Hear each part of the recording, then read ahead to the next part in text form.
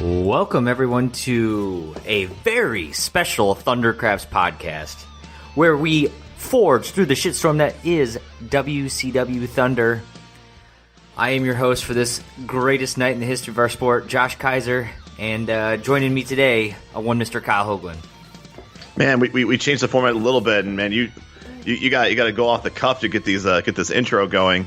Would we actually consider this episode 45, because this is technically episode 45?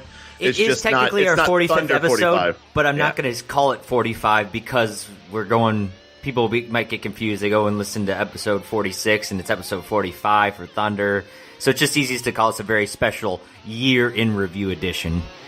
Because that's just it. 1998 is in the books for WCW Thunder. We have gone through 44 episodes, January through December. We have seen it all, the highs and the lows. The first year of Thunder is in the books. What do you think about this journey that we've been on so far?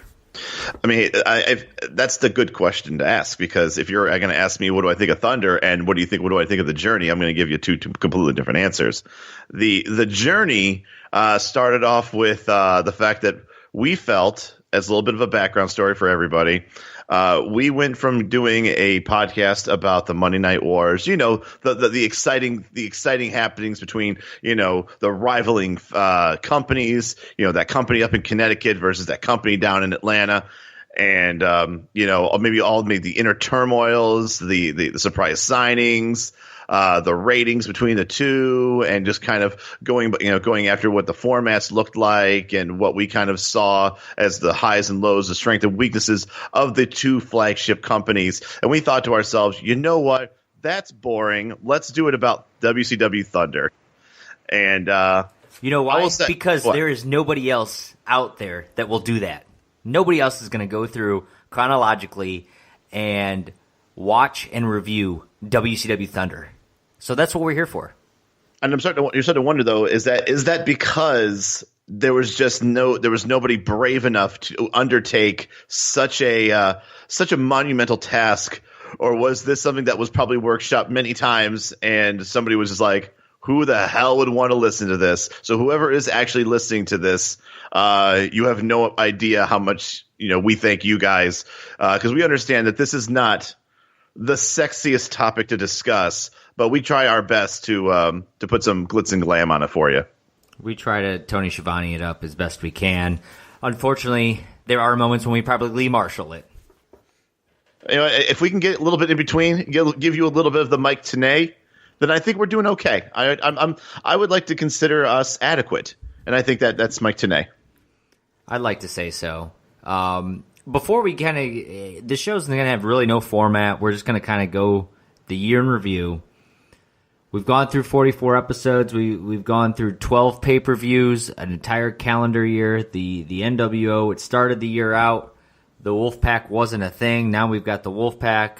Goldberg wasn't even a United States champion. Now he is as of the final recording of WCW Thunder that we did, he is the undefeated 173-0 champion, world champion, heading into Starrcade. So a lot of things have happened. The LWO is growing by the minute. It's there. The cruiserweight title is constantly being passed around. The tag team titles are as worthless as they were in January, so some things don't change. But here we are, Kyle. We're a year into this. What was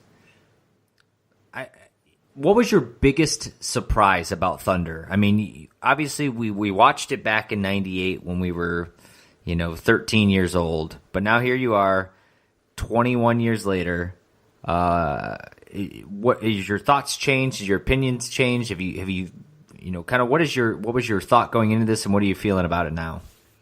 My first thought was I was surprised at how, in my opinion, how fast they deviated away from making the show feel like a second flagship. I thought once again that was I think what the all of best intentions were supposed to be, that this was supposed to be like Nitro on TBS. And I would probably say the first maybe 4 or 5 weeks, I could see that. Hogan was popping promos every week as much as we would judge it. We basically were seeing most of the champions on the show. That even included the world champion. We even had, I think, for the record, 3 world title defenses on Thunder, albeit within the first 10 weeks, we had 3 world title shots. So it started off looking promising. I'm not saying that the shows were great. A lot of DQ finishes, obviously. But I at least felt like it didn't become what I think it now has become, which is more of a, here's what happened on Nitro. Here's some of the lesser stories that maybe neither Nitro may not have had time to go through, or maybe, hey, we're just going to continue the story. I feel like the big major stories stay on Nitro and then discussed on Thunder. And then the smaller angles are happening on Nitro and then also trickling into Thunder, because maybe they're going to give them a little bit more exposure. And so I applaud them for that. But I think they said, if you're asking me the question, what's the biggest surprise? I think the shift in narrative of what the Thunder show started out as, and how quick, if I feel like they deviated from it. And then also another surprising thing is how often they change the format every week. Once again, when we were kids, 12, 13 years old, this was something we probably didn't really notice. We weren't paying attention to formats. But one thing I think you and I always talked about was every week it felt like the show went through another renaissance, whether we liked it or not. Yeah, it's a great point, because there's a lot to digest there with what you just said, but I'd have to agree. They definitely quickly realized this isn't going to work out. We can't produce another Nitro. They don't have the resources. They don't, the talent doesn't want to do it. It very quickly went from, this is going to be as hot as Nitro, this is a 2-hour live event, another day of the week to do this, to it's pre-taped every other week. Your main events are going to involve the B and C list characters of the NWO. Your mid-card guys are going to be the stars of the show, and every once in a while Hogan might make an appearance. Someone of the top level. Otherwise, Luger and Giant are going to be the all-stars. So it was definitely quickly noticed that it became the B show. So let's try to push some of the lower tier stories, to your point, that maybe aren't getting as spotlighted as well on Nitro. But also they still don't know, I think, exactly what they want Thunder to be. And that's kind of what you're saying at the end with the change of the format, is it really is all over the place. We don't, I guess in some ways it's good for you and I doing this, is we kind of don't know what we're gonna get in this the next episode we watch. It could be a star-studded event with some great wrestling, and we get out there and we're like, man, that was a great Thunder. And then they follow it up with Jim Powers and Ming, and it's pre-taped, and the interview segments are non-existent, and it becomes a replay fest. Or you go to the next week and there's not a single replay, and it's high voltage and tough Tom, and it doesn't seem to be. You never know what you're going to get. So I don't know whether it's good or bad. Overall, I've enjoyed this year. I would say I don't think I would still be recording here 44, now 45 episodes later, if I wasn't enjoying what we were watching and doing. But there are definitely moments where it's like, God, this is a painful half hour of Thunder. Or I mean, hell, you had a revelation. You had a revelation that one of the episodes was actually the true death of WCW. So, if anything, you were saying we wouldn't be doing this if we weren't enjoying what we were watching. And I'm like, you literally watched an episode and said that's what killed WCW. Oh, so it did. Well, I still stand firmly by that. But we have had a lot, and I thought it would be fun here. I went through, And based on, and I used a website online, so I didn't go back through our notes, and maybe going into 99, I'll kind of keep a live tally of this for my own benefit, so it won't take me 3 or 4 fucking hours to compile this. But I went through and recorded every wrestler, every win, loss, if there was a DQ finish, if there was a no decision, if there was a title change, and tallied up the amount every time they were in a main event. So I've got all kinds of stats here for you, and I thought it'd be a little fun game that we could kind of play to kind of give you some of these stats, but also kind of get your thoughts and maybe get your guesses on things to see how close you might be. So are you down to make a fool of yourself here? I mean, I'm down to make educated guesses that are probably all going to be wrong. So Let's do it. So the first one is the title changes. I want you to take a guess how many times the titles have changed. How many times the title changed on WCW Thunder? On WCW Thunder, I mean, if I go back and really look at it, I would, honest to God, I would probably say twice. You were close. 3 times. 3 times, okay. Yes. So the Cruiserweight I'd title... go Cruiserweight twice and won the TV title once. Not the TV title. The U.S. title? The U.S. title. Remember Bret Hart and Lex Luger? Oh, yeah, that's right. I forgot Luger won it for like 3 days. Right. So gotcha, okay. But you were... Wow, that was a good guess. Not even the TV title. On a TV show, they did not change hands one time on the one half of the TV shows. I bet you Saturday Night had more TV title changes this year. You would probably be right if I had to guess. Because it can't be any less, right? Right.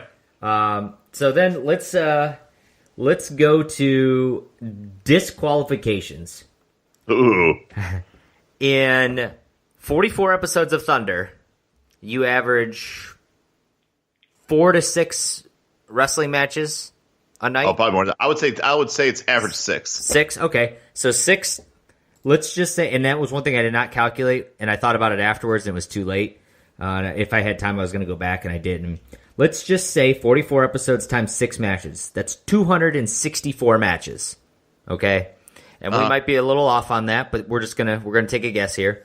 264 matches. How many of them ended in disqualification? Now, that does not include no decisions.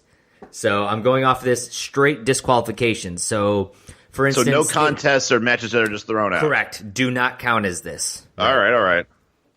I would say we average at least a disqualification, at least one disqualification per show. 44 episodes.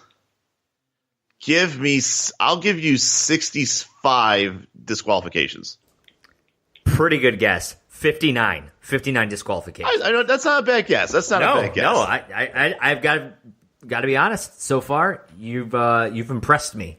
Well, you got to remember, like it's one thing to. I mean, once again, I've been watching the same show as you, so I mean, we've been talking about these shows. So I'm not saying that I go to bed at night trying to remember all the endings, but I do believe that almost every main event has been basically a DQ, and then you got to pepper in like every other, maybe every 3, there's going to be another DQ somewhere. And then there's a lot of matches that are just like quote unquote no contest throwouts. Right. So, I'm sure if we were to add the no contest or the match never happened, that number that number would probably be about 130. Yeah. For sure. Yep. So, okay. Let's go with wins. Just straight up wins on Thunder. Mm-hmm. Who do you think has won the most matches on WCW Thunder? Ooh. So let me ask you this. I'm not saying I need clues. Right. But the person who is number 1, would you consider him a B+ to A wrestler? Yes. You would? I would. Jericho. No, he is tied for second. Ooh, okay, I was close there. Okay, so there is somebody else better than, but you're saying he's a Jericho level player. No, I am not saying that. Damn! Oh, I said B plus A player, and you're like, yeah. So you think he's better than Jericho?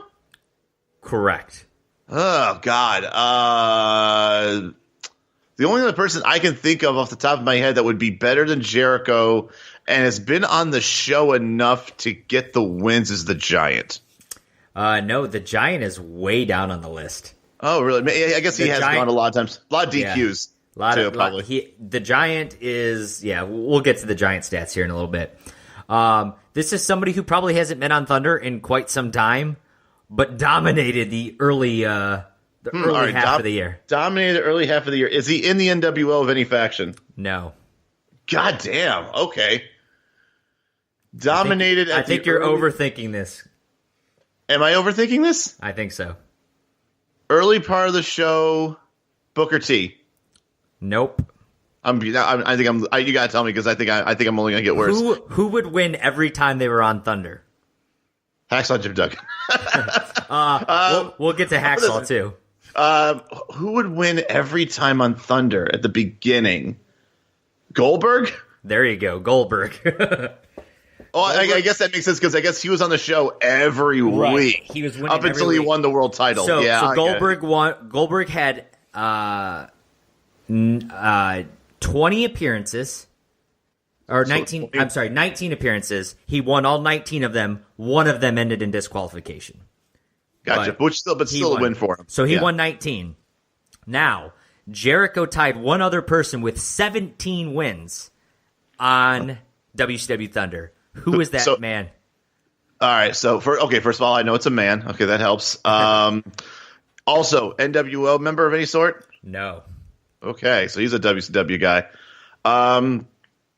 Has he been racking up the wins towards the end of the year or the beginning of the year? Kind of all over the place. Oh, he's been all over the place. Okay. Yeah. Oh my God. Ray? No, Ray was hurt for a while, so his. Oh, that's right. Yeah. Shoot. I'm kind of going through who would have been on the show like all the time and winning. I can't guess, dude. I'm not sure. Mr. Death Valley Driver, Saturn.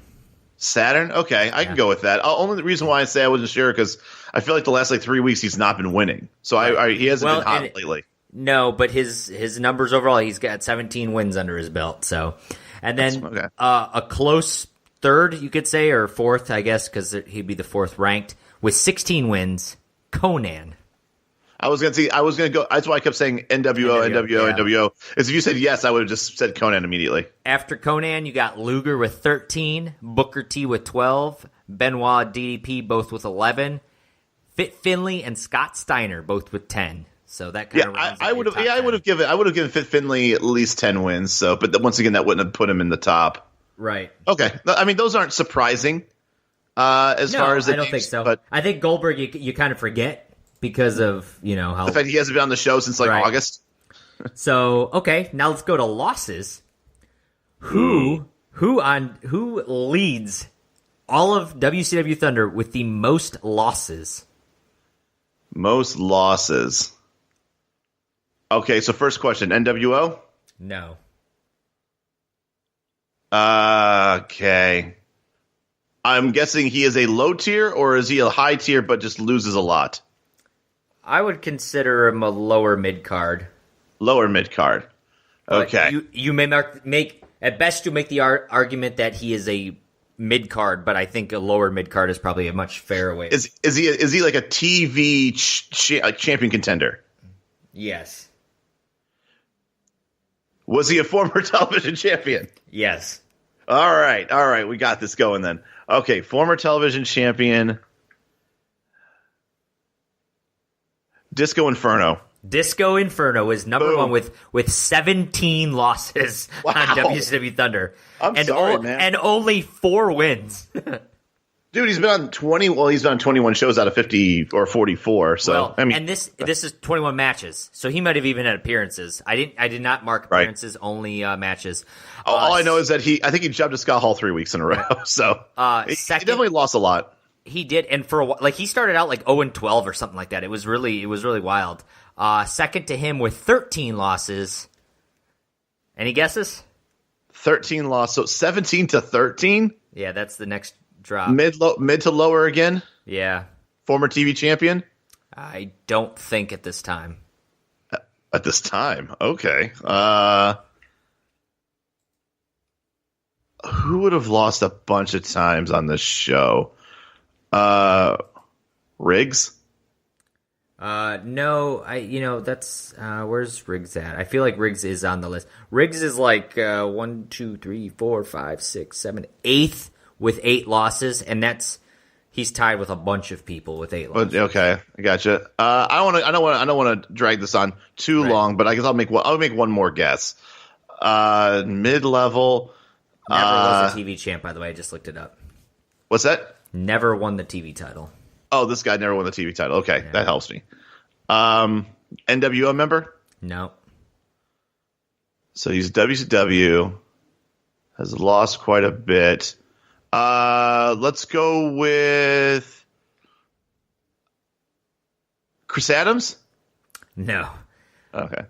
I don't know. I got Mr. Chavo Guerrero Jr. Wow, that's actually surprising. Yeah, I was a little surprised with that one too. I mean, he's been on the show a lot, and he loses a lot to Ray and Kidman, right. So I guess that makes sense. After him, with 10 losses, is the combination of Canyon and Mortis.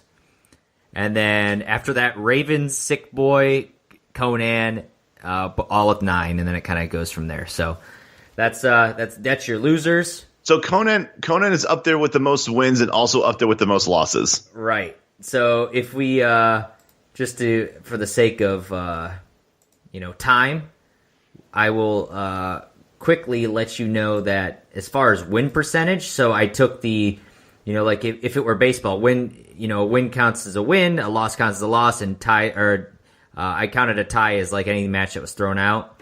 Mm-hmm. Best win percentage, of course, Goldberg, 100% at 19 with 19 wins. Ernest the Cat Miller, undefeated on Thunder, but he only had 6 official matches. Wrath, undefeated with 6 official matches. We've only had 6 Wrath matches of the night? Apparently. It seems like a lot more than that, doesn't it? It felt like we were having one every week for like 20 weeks. Rick Steiner, 90% win rate out of 10 matches. But probably you're skipping a couple people here because they only wrestled a little bit. With 22 matches, Chris Jericho, 77.3% win percentage. So that one's probably the most impressive. Saturn had 25 matches and a 68% win total. Finley and Scott Steiner are both identical, 77% win out of 13 matches. And your boy Jim Duggan, 86% win with 7 matches total. You're not beating. The only thing that beats Old Glory is apparently cancer for a little while. As far as your lower losers, Disco Inferno, 19% win rate out of 21 matches. Chavo was at 22% out of 18. Your most losses without a win, Sick Boy, 0-9.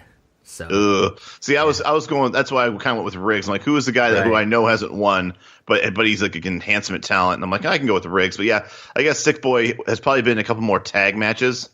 Right. And also, Mr. Boy was like a top U.S. title contender for those first couple of weeks of Thunder. That he was. And then real quick, as far as most appearances, ring appearances, as far as matches go, Saturn, your workhorse, 25. Him and Conan both there. Jericho with 22 appearances. Disco with 21. Raven with 19. And Goldberg with 19, if that's a shocker to you. It's not a shocker, and it is a shocker only because they were padding his stats, but then as soon as he became the world champion, he was no longer delegated. So yeah, it makes sense, but at the same time, like it can be a shocker if you didn't understand that he was on the show a lot at the beginning of the year. So one more category, and then I got one more little game we'll play. But most main event appearances. Ooh, this is the one. I haven't done any research. This is our. Who is our MVP of WCW Thunder? Who is the man or men Who's on the coin? If there was a Thunder coin, who's heads on that coin? Right, and who would be tails? Because these two were pretty close, but one edged out with 13 main event appearances. Once again, I feel like both guys have to be NWO members. Yes. Okay. Now, are both guys on the same faction? No. Okay. So one of them is Wolfpack, one of them is not. Correct. All right, well, the only one that makes sense from the Wolfpack side is Luger. Yep. Is he 1 or 2? What are you guessing? I feel like he would be 2. Nope. Mr. Lex Luger with 13 is your MVP for the most main events on Thunder. That must have been earlier in the year, too, because I feel like we didn't see him much after he joined the Wolfpack. Yep. Now, as far as the other side, I know Stevie Ray came on strong. He came strong at the end, but he only finished with 6. Yeah. Oh, goodness. The only person that really can hold the moniker of a main event status and he's in the NWO would be the Giant. That is correct. The Giant with 11. And then DDP had 8, so that was your next. That's actually surprising. I don't remember and that also had to have been when he was like the U.S. champion earlier as well, yeah. Right. So after that, I did one more thing as I listed, of course, as I went through here, every wrestler that appeared in a match. Do you want to guess how many wrestlers have appeared in at least one match on WCW Thunder? Appeared as in didn't wrestle, but he would show about at the match. Wrestled in a match. Had at least one match. Because I was going to say Vincent immediately. Well, Vincent was in some matches. Well, I know that, but not enough to be on that list. This is just a list of every. If you wrestled one match on Thunder, your name made this list. Right, but once again, you're saying how many people have been in the most matches? No. How many people have been in how many wrestlers have you seen wrestle on Thunder this year? Is what I'm asking. Oh, you're asking for a total number. Total number of wrestlers that have wrestled this year. So, like Chip Mitten, he made this list. He made the list, yep. Right. Did Super Sentai? Oh, Super Sentai would have made or not Super Sentai, Super Sensei. The match was thrown out, but I think I did not include Super Sensei. How dare you not include Super Sensei on this list? Well, that just throws my fucking numbers off. Let's see. Okay, so if we're averaging 6 to 7 matches, I would say a lot of them are going to be the same guys, though. Right. So they don't count. I'm not counting them twice. Right. So give me.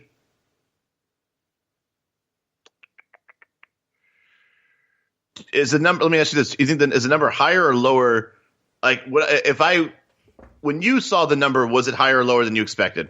I think it was higher than I expected. Give me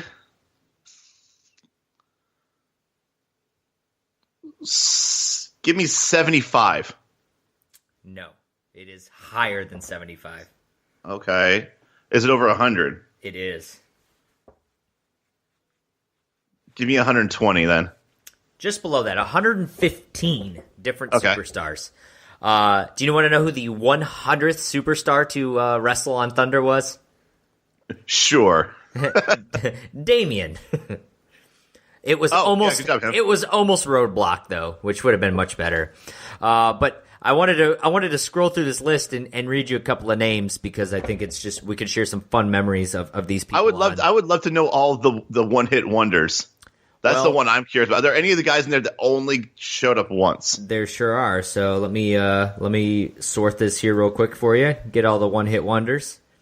There are actually... Give me the 99 red balloons of Thunder. 17 one-hit wonders. Okay. Nope, 16. 16. Black Cat. What? Okay. Dave Taylor. Was that someone that jobbed to Stevie Ray? Dave Taylor. Dave Taylor, okay.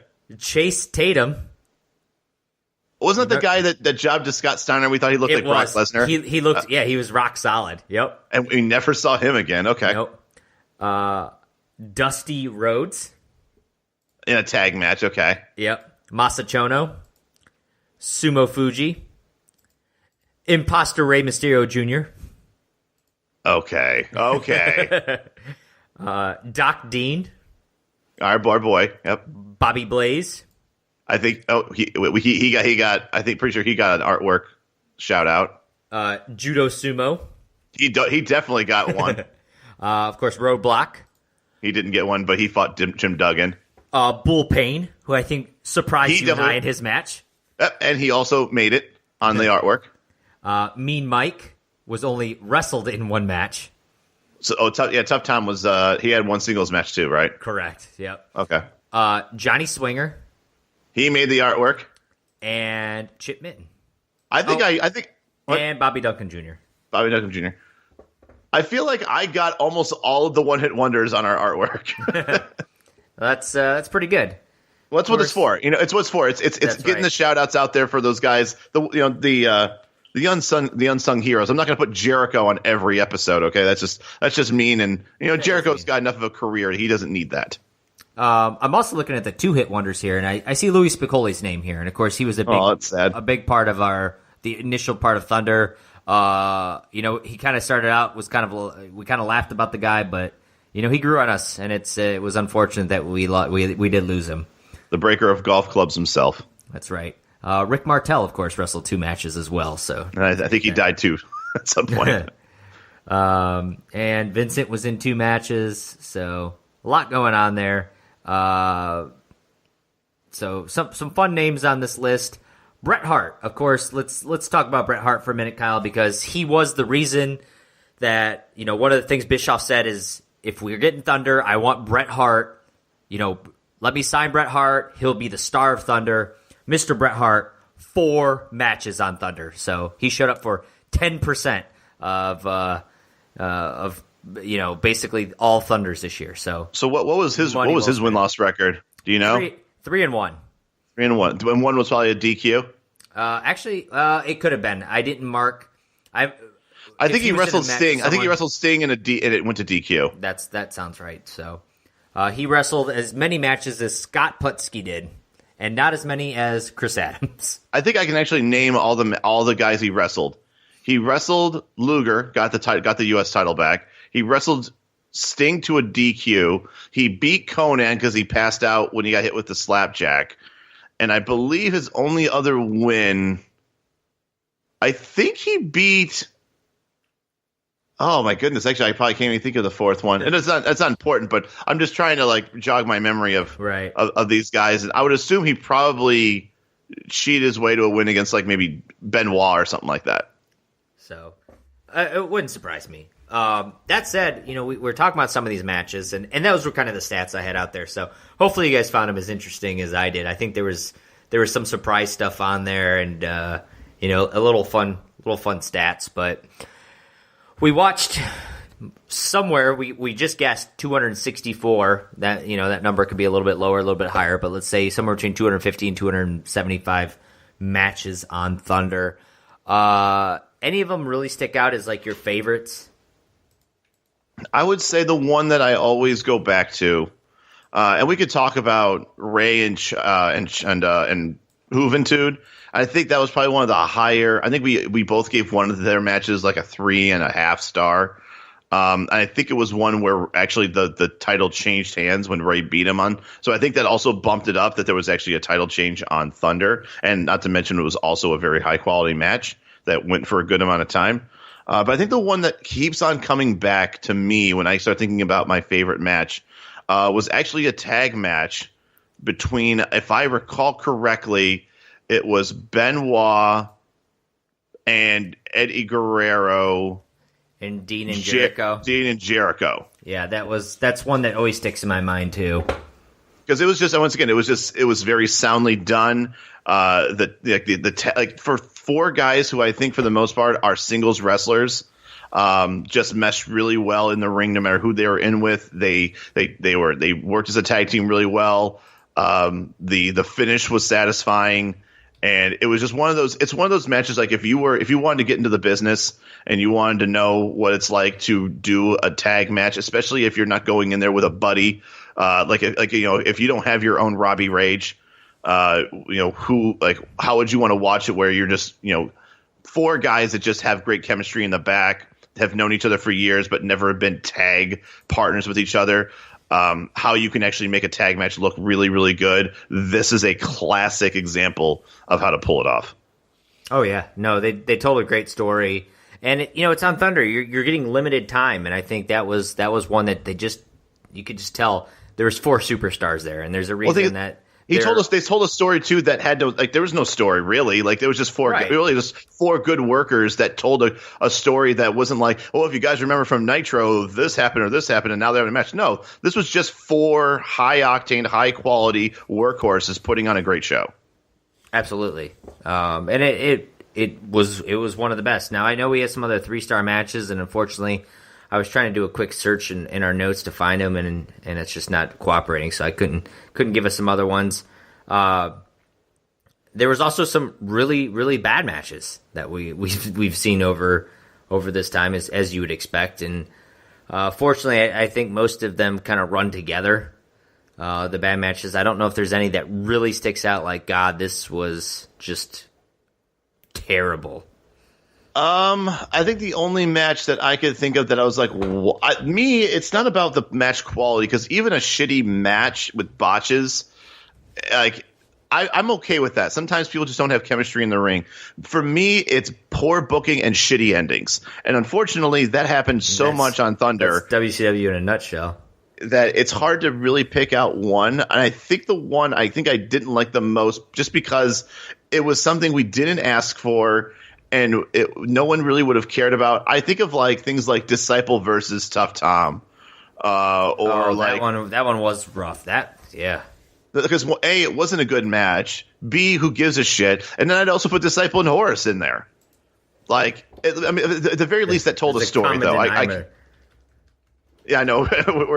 There's something similar about this stuff. Right. Although there have been a couple times where we have said that Jericho, I think there was one Jericho match against, I think it was either Cyclope or Super Colo, that I just felt like I had expectations of this at least being a good working match, and it ended up just being Botch City.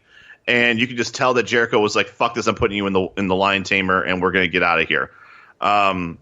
And those are those types of matches, once again, not really good chemistry. But yeah, overall, to me, a really shitty, like, half-star match or dud match to me is a match that nobody wanted to see. There's no reason to have it. It doesn't progress anything. And whatever they were trying to tell in the ring was just utter dog shit. So, the only one I really think of is, Tough Tom and Disciple. And maybe, who did Vincent beat in a match that I didn't give a shit about with an arm bar? Oh, God, I don't even remember now that you say that. I think I was just happy Vincent won. Yeah, that's what you said. Like, I'm just like, the fact that he won with an armbar was almost a triumph in its own way. So I couldn't even put that on the list because I think it was a feel good story for Vincent. Yes, it really is. It's something. I mean, actually, you know what? The worst matches that I think about has always been like, you have the chance to send everybody home with the main event, and I think that has been a colossal fucking failure for, I would say, 95% of the main events on Thunder, is that you promote like a really nice sounding on paper main event, and then the two guys just go in there and they just punch each other for about 30 seconds, and he beat Steve Armstrong. What? Oh, he beat Steve Armstrong. He beat Steve Armstrong. Yeah. All right. Well, that makes sense. I'll go. Vincent deserved to win that. But it was too many matches of like think of it like, oh, here comes Macho Man's going to fight Sting for the world title, and we're like, holy shit, on Thunder, that's going to be awesome. They fight for literally, I think it was 80 seconds, and then it was just people just started pouring in the ring. Yep. And it's like, you can't do that. Like, have a match. Don't tell people on TV. Don't tell people who bought tickets and sell them a bag of goods of a world title defense with 2 bona fide Hall of Famers, and then like just hand us over a pile of shit and then a bunch of run-ins. That to me are dud matches and matches that I can't stand. Have a match. Let it be a DQ finish. I understand you're not going to change the title on Thunder, more than likely. But for at least give the crowd what they want. Yeah, they were not good about that. That said, we did get to we may not have seen all the top storylines most of the year. A lot of the A-list guys weren't here. We were able to see some of our our favorite our favorite feuds throughout the year. So, what was your favorite feud on Thunder? I mean, is that even a question? There's only one feud. That's Public Enemy versus the Dancing Fools. That's a good one. I don't know if it's my favorite though. It's got to be up there. I guess just because they had like 4 matches at least. You have your Benoit and Booker T because they had a best of 7 that 4 of the matches, I think, or at least 3 of the matches were on Thunder. Yeah, we did have a few of them. I don't know how you could forget the Battle of the Cryonic Kick of Saturn and Glacier. I mean, I only forgot it because I think literally they kept on having matches not with each other. They would cut promos and then they would have matches with other people where they would do their kicks, and then they would wrestle on Nitro. It felt like. Now, obviously, we did have a rubber match. We did. I think they had a match on. We had a rubber match that they didn't tell us was a rubber match, and it basically was Saturn squashing Glacier. That's true. You know what? And I think we also forgot about Stinko Malenko and Jericho. That was probably a really good one in '98. Yeah, I mean, and Eddie and Chavo was a good one that we saw a good amount of for a while there. That's true. That is one that, once again, not so much in the ring because I think they had one match that Chavo lost and he had to be stuff. Yeah. I mean, it definitely catapulted Chavo's career of him being like this unhinged, crazy, crazy nephew. So that helped him a lot. But I mean, Rick and Scott Steiner going all year long, right? That was. But that wasn't on Thunder. Like that, we hardly hear any of that shit from Thunder. It's also fucking horrible. But no, honestly, if you're talking about matches in the ring and fighting, I mean, honestly, God, I think we talked about how Public Enemy and the Dancing Fools, I think, literally were on Nitro, Thunder, pay-per-view, and Road Nitro, Wild Thunder. Or something. Yeah, like it was like 7 shows in a row where they went at each other. It made no sense why they were, but once again, it was like the hip hop dancing guys versus the other fucking dancer guys. But that was really all there was, and I'm pretty sure that's probably all that was written creatively about it. Yeah, absolutely. I'm sure. But here's the sad thing: were there any big feuds that were discussed much that involved either the world title? Once again, I think of every title in 1998, and you tell me what the biggest feud was, and did anything really come through of it on Thunder? Now, obviously, I would say definitely Cruiserweight, Dean Malenko, and Jericho. Dean and Jericho, yeah, and now later in the year that we've been having a kind of a Ray, Hoovy, Eddie, Kidman sort of thing. But once again, I don't think of that as a rivalry. I think that's just they don't know what the fuck to do with the title, so it's becoming more of a baton than a belt. But there's a story around it. I guess. I mean, I don't know. I wish there was more structure. I'm glad that there's more people involved. Sure. I'm glad what they were doing with Kidman in '98. He definitely turned into. He went from being like a guy with a lot of talent, but in the wrong place at the wrong time, to being I would say a bona fide, upper mid carder. So that's it's good to see for him. Absolutely. Now, as far as the world title, I mean, you think about the world title, and obviously it was virtually. I mean, it was almost non-existent on Thunder, but in general, it wasn't all that. Well, think about it like this. No, it wasn't important because when Hogan held it, he didn't defend it until he lost to Goldberg because he was doing all the celebrity stuff and his feud with DDP, which I guess you can throw DDP and Hogan up on the list, but that's not really unless DDP's running a promo, with Hollywood scum Hogan, you weren't seeing too much of it on Thunder. Then you go to the U.S. title, and half the time we had to keep asking ourselves who the fuck the U.S. champ was. Because you didn't know probably after Goldberg won the world title. Before then, it was like, okay, DDP, Raven, Goldberg, then who the fuck knew for the most part? I mean, I think Bret Hart held it probably for the majority of the time, but at the same time, like it just felt like they went almost like a month and a half of that belt just being like in limbo. They were trying to figure out like who they were going to put the belt on after. So I'm going to go. I got the world title. I opened every pay-per-view up, right? I got a list of all of them. You want to take a guess before I go through it? How many times the world title was defended this year? In '98? On a pay-per-view. Well, I mean, so 12, there's 12 pay-per-views, right? We're guessing 12 pay-per-views. Take a quick guess. I would say 5. I was going to say 4. Let's see where we're at. I just there in no particular order. Road Wild. The main event was the Jay Leno, DDP Hogan Bischoff. Hold on, we do it for the whole year or just since Goldberg won? No, the whole year. The whole year. Okay. So that was the main event there. Goldberg did win the NWO Invitational Battle Royal, so don't forget about that garbage. Halloween Havoc. Goldberg does defend it against DDP, so there's one world title defense. We got Slamboree. This is where Sting and the Giant defeated the Outsiders for the tag titles. The world title is non-existent at the time. So then we go to Sold Out. The main event of Sold Out, Lex Luger defeats Randy Savage.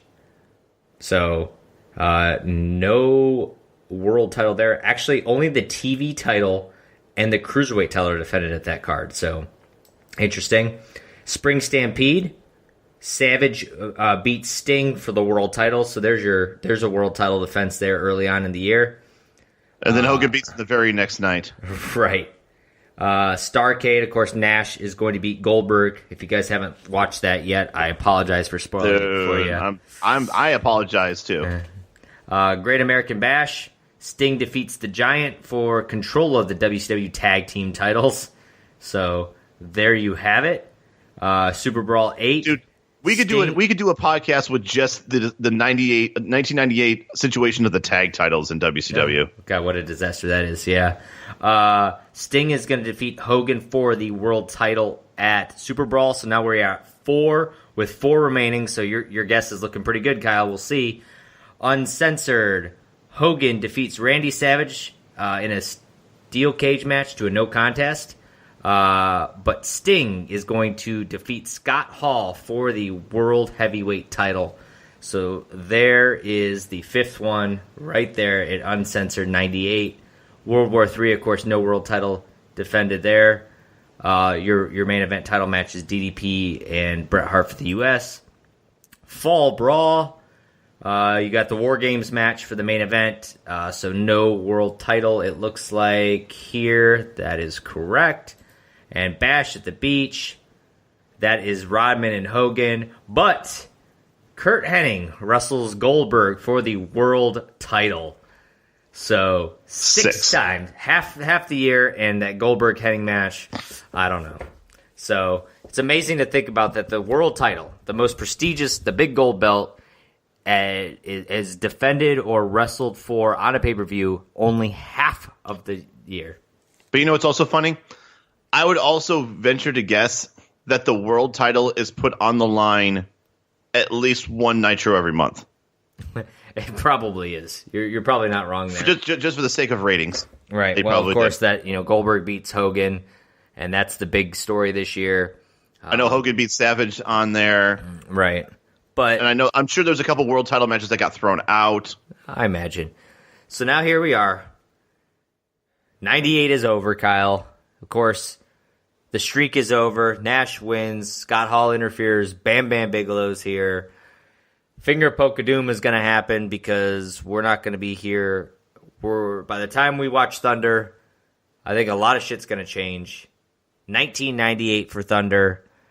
This is, whether you count where you think it's already happened, you think Starrcade is the case, you think Finger poke of doom is the case, we have reached the apex in some form, shape, or another for WCW. Fair to say? Oh yeah, absolutely. I mean, this is one thing I thought about was 1999 is definitely a down year, and so will 2000 and 2001. Yeah, 2001. You start to get into that really crazy Russo era, all kinds of just weird shit. Yeah, like pinata on a pole match, bullcrap. Yeah. So Thunder will be wild if we can get to that point. But 99 is gonna be like watching your grandparent in hospice care. You know the end is coming, but you're just gonna keep them comfortable, and you keep hoping that maybe they're gonna turn things around. But then 2000 and 2001 come and it's over. But 2001, that same that same parent or that same grandparent that's in hospice care is now shooting heroin in the bathroom. So are you looking forward to 99 and watching another 50 Thunders? I'm not looking forward to the content. I'm looking forward to talking about it with you. I'll say that. I mean, I'm definitely going to watch it. I'm not going to watch it begrudgingly. I've been taking every episode as a way to, in two ways, look at how wrestling has evolved now, and just kind of being like, sometimes it's one of those you gotta break a couple eggs and make an omelet type of thing, where you find out what's wrong and what's good and what can work and what you can take moving forward and how you can improve on on shows or on the format. 1999 is going to be, in my opinion, here's the weird thing about it. Thunder is always going to be a wild card because Nitros are definitely going to drop in quality for the most part. Obviously, the Giant's going to be gone in 99. I believe Jericho's gone the year after. If not, Jericho's on his way out, I think, in like the summer of 99 or fall of 99. Right. So, I mean, we're definitely going to lose a little bit in that category. WCW is just slowly but surely going to become a less exciting and popular place to work. So they really are going to have to rely on the homers and the guys that got them there. And if they're going to get any new blood, I mean, they got to home grow those motherfuckers. So I think that's what we're going to see a lot in 99, a lot of fresh new faces. But unfortunately, the cream is always going to rise to the top, as Macho Man would once say. Well, Macho Man will be returning for us here in 99, so that's something to look forward to. Another thing to look forward to, we have almost an entire year's worth without skipping. We only had 44 episodes for 1998. We have 49, so an extra 5 episodes. So we're really going to be pushing this almost a full year, a full calendar year of recording for it. So it's a lot. We next April or so, we'll probably be doing our year in review for 1999. So I'm looking forward to it, looking to see what 1999 has to offer, what kind of storylines, what kind of characters we're going to get, and what kind of appearances we're going to get. So any final thoughts on 1998 before we wrap a bow on it and say let's welcome, let's party like it's 1999? I feel like they tried. I feel like 98 was the last year of the true golden age, the peak of its popularity. You can tell that the crowd is hot for wrestling. I don't think that gets any worse. I think the people who come to the shows are going to be more rabid than ever. I'm looking forward to the signs as it gets, because I feel like 98 was a good litmus test for the edginess that I think sometimes the crowd can get to. ECW is a big part of this, obviously, between 97 and 99. So I'm going to be very curious how many signs that we can find that that the cameras accidentally pan in on that probably weren't appropriate for TBS. So that's going to be fun. But yeah, I think 99 is going to be, you're going to start seeing a lot of format, a lot of attitude changes. And then once again, another one's going to happen in 2000 that is going to be more like Smash TV, shock value stuff that maybe we'll see more of it on Nitro than we will on Thunder. I think Thunder is going to feel more like a traditional wrestling show with some storyline being told. But, Nitro is going to be Bizarro World, which, once again, we don't get a chance to really look too much in other than the recaps. So Thunder's going to be, I think, a lot of the same as far as the format. But obviously, I think a lot of things that that the commentators are going to discuss, you and I are going to be fucking turning, looking at each other and shaking our heads. Yeah, I don't disagree with any of that. It'll be fun, though. I'm ready for it. So if you guys haven't subscribed and you've been listening to us for 1 episode, 10 episodes, or 40 episodes, what are you waiting for? Go hit that subscribe button, leave us a review, let us know what you think, how excited you are for 1999. Of course, give us a follow on Twitter at ThunderCraps. And you can always go to thundercraps.com to catch up on all of our previous episodes. That said, go watch it. It's the first episode of 1999. It is January 7th. It is Thunder 45. And we will be here with you next week reviewing it all and seeing exactly where WCW is and heading in 1999. So for Kyle Hogan, I am Josh Kaiser, and we will see you next time on the Thunder Craps Podcast. We are Tequila Sun Risingly out of time. See ya.